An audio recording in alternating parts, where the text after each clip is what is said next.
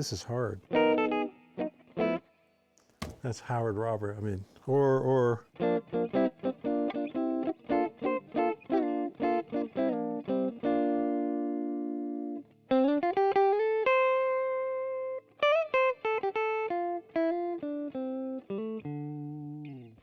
Sounds great. So yeah, anything with him is a challenge. Not for him, but for all the rest of us. So Mitch and I were talking about Howard Roberts, legendary guitar player, guitar teacher, and you were saying that at some point in your young life you had an opportunity to work with him, study with him. You're right, I did. So maybe you can tell everybody about that. Well, it was interesting. What an opportunity! I was 16. And pretty naive 16-year-old. I was not exactly on the edge of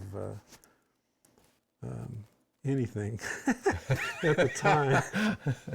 And to be around him, I'd go to his house, and just to go forward a little bit, Howard was very interested in music education, particularly in the guitar. And he did start the Guitar Institute of Technology. Yeah. This was in 1977, I believe. Yeah. It's now Musicians Institute, and I'm teaching there as well presently. And at any rate, he always had students. He always told his students, go teach, because that's going to help you as a player. And he was absolutely right. And I taught, even when I was really, really, really busy in the studios. I always had a few students. And it's, anyway, he was one of the smartest people I've ever met, because he had the mind. You say, oh, this isn't rocket science, and I say it all the time, music isn't rocket science. It's not. Anybody tells you it's rocket science, they're lying. But he had the mind. His intellect was equivalent to a rocket scientist. He understood all kinds of things, and he pursued it. And 2 magazines he read, which will tell you where he was at: Scientific American and Psychology Today. He read them arduously. And some of his students, myself, a couple other guys that I knew from having studied with him, I subscribed to Scientific American. Just because of Howard. I want to see what's going, what's he finding out in here? Yeah. I didn't understand any of it. I was reading, I'm going, forget it, you know. So, but he understood it. He had scientists for friends. He picked their brains about things he wanted to know about. And he was a very, very, very smart person. That's great. And he wasn't afraid to tell you whatever it is he thought you needed to know, which a lot of the musicians at the time kind of keep things to themselves. Howard was an open book. You get over there and you'd sit down and he said, well, what do you want to know? And you could ask him anything and he'd tell you. Which he did, and he had a column in Guitar Player magazine. Right, I remember it. Which Jimmy Bruno, who's a very, very great jazz guitar player, said it was things you could actually use, and that's a great description, because it was all of it. Sure. Yeah. So where did Howard take you on the guitar, or what did you get out of that experience? Well, what I got out of it, and what I continue to teach the students that I have, is that in order to play, you've got to understand the fingerboard. You've got to know the fingerboard. You've got to know where everything is, because a simple way to analyze a fingerboard is the fact that on a piano keyboard, you can pretty much have a piano keyboard figured out. This octave is laid out the same as the next octave and the next octave. You look at this thing, and it's not telling you anything. Well, and the piano has only one place to play a middle that's C, my next the guitar. point. Yeah. Yeah, and I get students, they come in and I say, okay, play me middle C. Well, they're going down there. And I say, no, no. Yeah. This is middle C. Exactly. Okay, now find all the middle Cs, and they're going, oh, there's another one. No, it's middle C, middle C, middle C. Just, where is it? Find it. And that's what you got to know. You also have to know, well, where do you find the key? Yeah. Where's the key? Can you play every key in every place on the fingerboard? No. The only place you can play in 12 keys is in the first position. You can play all 12 keys in the first position. So, all right, the scenario was this. I remember this because I go through this all the time with teaching. He said to me, play me an F scale in the first position. So, great, you know. I'm sitting there waiting. I said, play me the F scale in the first position. I did. No, you didn't. So, 2 octaves. No, you know, now I'm getting You think cocky. you're I'm a dialing cocky it in, yeah. 16-year-old. Yeah. He says, no. And now I'm Flustered. I'm spooked, and I don't know what he wants, and I have to wait for him to tell me. And he says, here's the F scale in the first position. And he proceeds looking at me.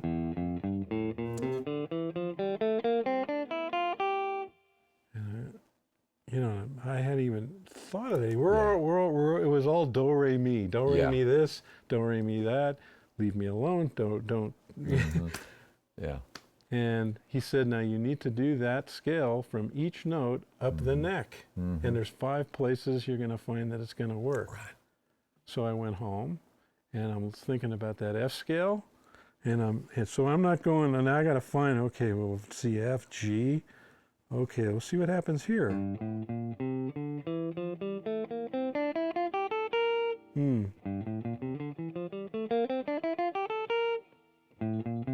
So eventually, I was able to see what he was talking about, and I could see that, gee, there's so many keys that I can play wherever it is I am. And he said to me, after I went back and he saw I worked that out, he says, you can use that for reading, you can use it for general playing, you can use it for soloing, and you can use it to find new things. Yeah. I said, what do you mean? And he proceeded to give me a huge lesson that evolved into the sight reading, which was the fact that when you look at music, if you look at printed music, notation, not tabs, standard notation, without the guitar, you can have the guitar somewhere else, and look at the notes, say, okay, what key is this in? Particular key. What's the lowest note? What's the highest note? And when you map it out, when you look at it, you can visualize. He was huge. I never heard of visualization until I met him. This is in 66, 67, around there. He said, you need to be able to visualize the fingerboard without the guitar. I said, okay, and I'm trying to figure out how to do this. He was right, though. If you look at a piece of music and you see it's in a particular key, you got a low note here, you got a high note here, we're in the key of F. I should be able to play this. Pick up the guitar, look at the music, play it. Hey, it works. That's so brilliant. It was a huge. Yeah, that's a huge. Huge. Yeah. I mean, it seems like a little thing, but you look at, well, I can play an F here, I can play in G here, I can play here. I can also play in D here, C, B flat. There's 2 keys that I can play wherever I am. Oh, and there's relative minors. There's relative minor for every major key. There's 2 minor keys that I can play wherever I am. So that completely helped me. And I didn't become a great sight reader from just doing that, because we had rehearsal bands back then. There were rehearsal bands all over LA, and I got invited to sub because the regular guy couldn't make it to this rehearsal band, big band, 17 pieces. Best players in town, best up-and-coming horn players in town. Great, I can read, I can do this. And I got into that rehearsal, I fell completely on my face. They counted it off. I'm looking at this stuff and I'm like, I'm dead, totally dead. I said, I can't sight read. So what I did, it was in the summer, I got a stack of, my teachers had told me, get clarinet books, flute books, get whatever you can, just open them up and start playing. Howard said that too. So I did. I went to the music store, I got flute books, clarinet books, violin books, had a stack of them all summer. Opened up the book and played. You can only play it once, you only sight read once. So I play through, fumble around, get on to the next thing, go on the next thing. I did that all summer long, hours and hours, 8 hours a day.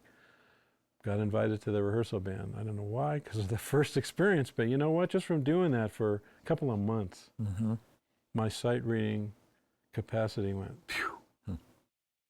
And then I asked Howard, I said, Howard, is there a little thought you can give me about sight reading? He said, yeah, there's one thought that you need to know. I said, what's that? I'm afraid. Read ahead. Oh, yeah.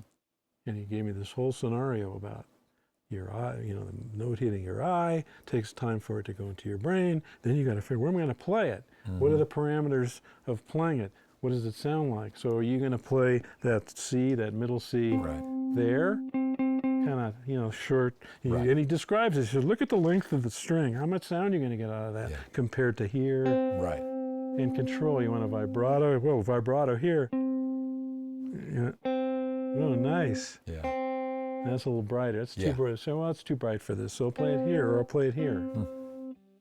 So all these considerations in a split second while you're sight reading. I went, gee willikers, you know. and even to this day, I can remember, I don't know, a year ago. I'm in a big band. There's Chris Walden, who's a fantastic composer in L.A. He does American Idol and all kinds of things. He has a big band. I've been playing with him forever. We had a rehearsal and there was a chart in this section. He writes a lot of horn unisons with the guitar, and there was one in G flat. And the first time we read through it, the notes were just all over. I couldn't find, where am I going to play this? So we got through it one time, and while he was talking to the horn player, I said, I got to look at this. And that section, and in jazz, you got to remember the tonal centers aren't always in where it starts. It moves around. This was in G flat. I finally figured that out. And then I went, what's the low note was D flat, and the high note was D flat.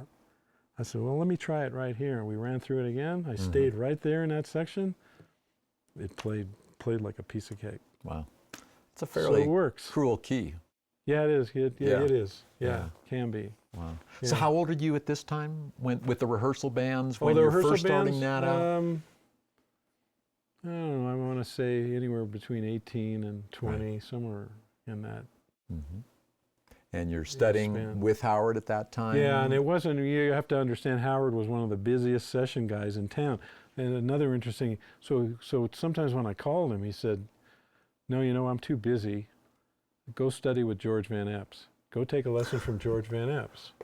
Wow. And I heard George Van Eps scared me. Yeah. First with it, he invented the seventh string, Yeah. and when I heard him play, scared me. Yeah. But I said, Howard's telling me to go take lessons from George Van Eps, I'm going to do that. And I called George. George said, come on over. I went over there, and he started to show me, he considered the guitar a lap piano. And the thing about George Van Eps was very interesting. You know, as guitar players, we got our bar chords, major and minor and so forth, seventh.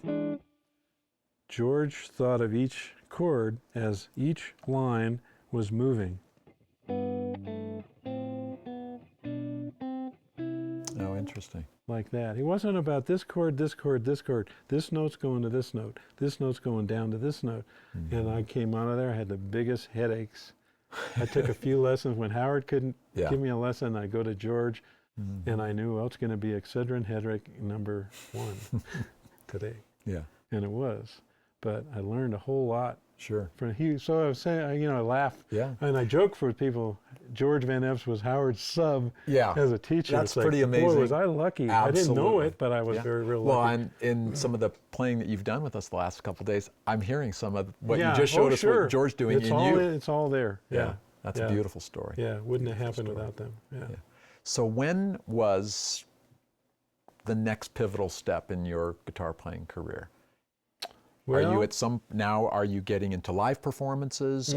Are you playing with the rehearsal bands, or are you getting into the studio scene? When did some of those big steps happen for you? Well, I was going to college. This is in about 1969. I was playing with a flute player who made a little notoriety in the 70s and 80s, Tim Weisberg. Oh yeah. Yeah. Did a record with Fogelberg. Exactly. Later in his career. Yeah. That's right.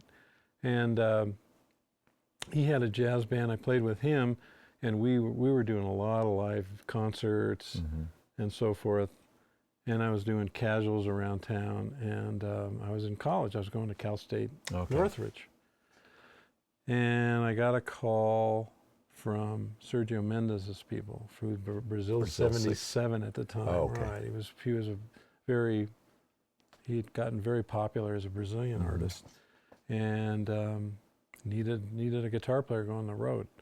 So I left college And I to was do that. 6 months doing that. Yeah. And I've said it before, I learned more in those 6 months on the road with them Really? than I did in all the years of school. It was just like a wow.